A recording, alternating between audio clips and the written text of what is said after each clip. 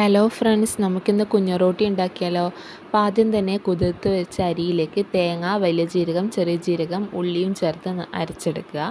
അതിലേക്ക് അരിപ്പൊടിയും കൂടി ചേർത്ത് നന്നായി കുഴച്ചെടുക്കണം. ഈ കുഴച്ചെടുത്ത മാവ് ചെറിയ ഒറോട്ടികളായിട്ട് ഉരുട്ടിയെടുക്കാം. മുഴുവൻ ഒറോട്ടിയും ഉരുട്ടിയെടുത്തതിന് ശേഷം നമുക്കിത് ആവിക്ക് വേവിച്ചെടുക്കാം. പിന്നെ ഒരു പാൻ അടുപ്പിൽ വെക്കണം. അടുപ്പിൽ വെച്ച് ചൂടായി വരുന്ന സമയത്ത് അതിലേക്ക് വെളിച്ചെണ്ണ ഒഴിച്ച് വെളിച്ചെണ്ണ ചൂടാകുമ്പോൾ ഉള്ളിയും കറിവേപ്പിലയും ചേർത്ത് നന്നായി മൂപ്പിച്ചെടുക്കുക. ഈ മൂപ്പിച്ചെടുത്തതിലേക്ക് നമുക്ക് നേരത്തെ തയ്യാറാക്കിയ ബീഫ് കറി, മല്ലി വറുത്ത ബീഫ് കറിയാണ്, അത് ചേർത്ത് കൊടുക്കാം. അതിലേക്ക് ഒരു കഷ്ണം തേങ്ങയിൽ വലിയ ജീരകം ചേർത്ത് അരച്ചെടുക്കണം. അതും കൂടി ചേർത്ത് അതിലേക്ക് കുരുമുളക് പൊടി 2 ടേബിൾ സ്പൂൺ, ഒരു 1/4 ടീസ്പൂൺ ഗരം മസാലയും ചേർത്ത് മിക്സ് ചെയ്യുക. പിന്നെ ഇത് തിളച്ച് വരുന്ന സമയത്ത് നേരത്തെ തയ്യാറാക്കിയ ഒറോട്ടി ചേർത്ത് നന്നായി വറ്റിച്ച് കുറുകിയെടുക്കണം. അപ്പോൾ നമ്മുടെ ഒറോട്ടി റെഡിയായി.